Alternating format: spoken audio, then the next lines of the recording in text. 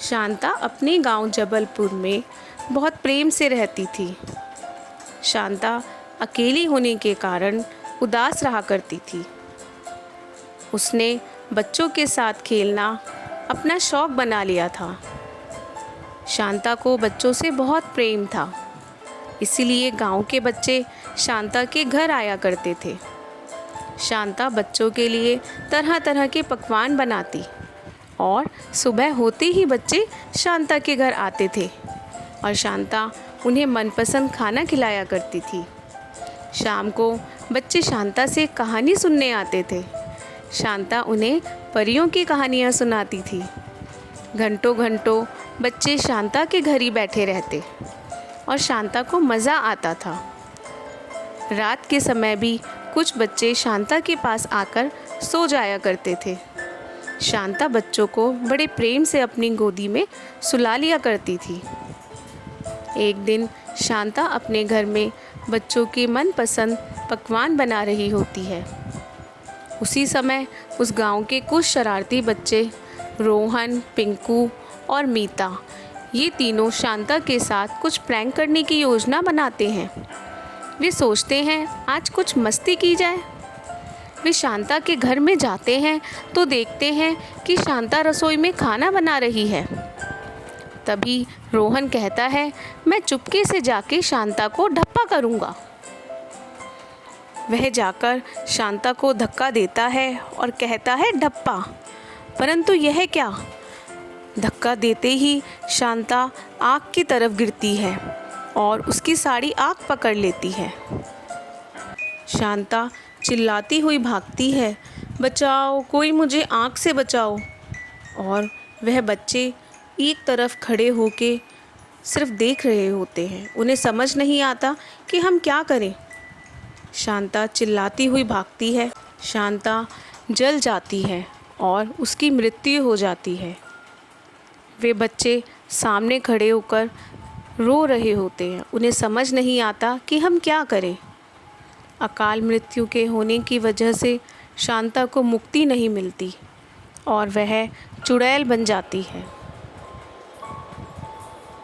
चुड़ैल बनकर वह बच्चों के सामने आती है। गुस्से से वह बच्चों को देखती है और कहती है, बच्चों, तुम्हारे कारण मेरी मृत्यु हुई है।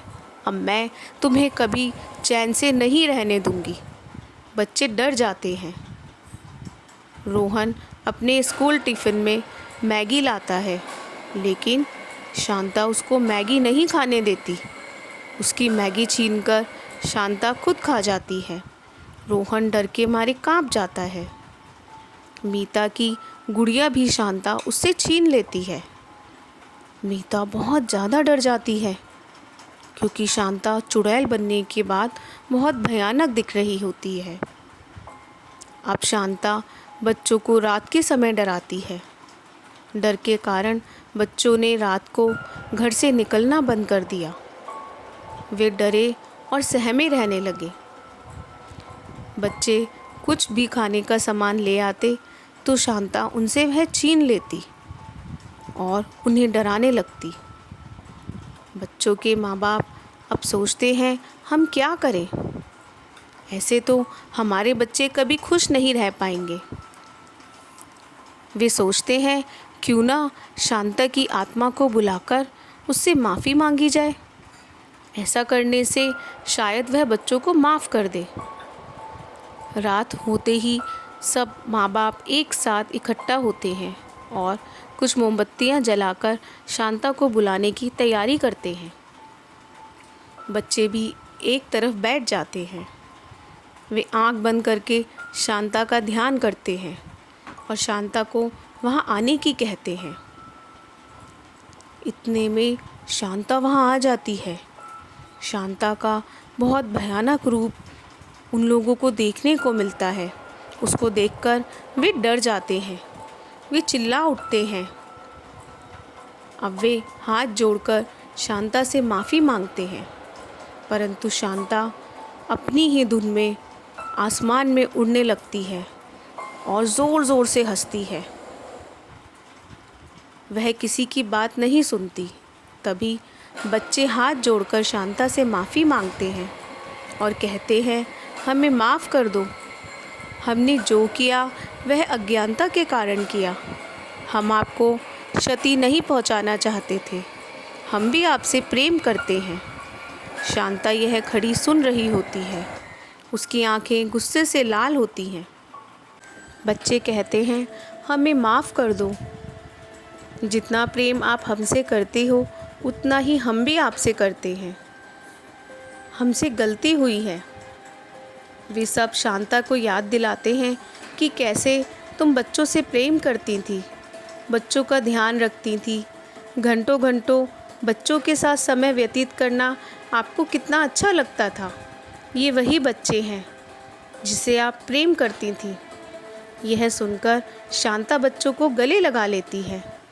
बच्चों की आंखों से आंसू बहने लगते हैं। वे रोने लगते हैं और शांता के गले लग जाते हैं।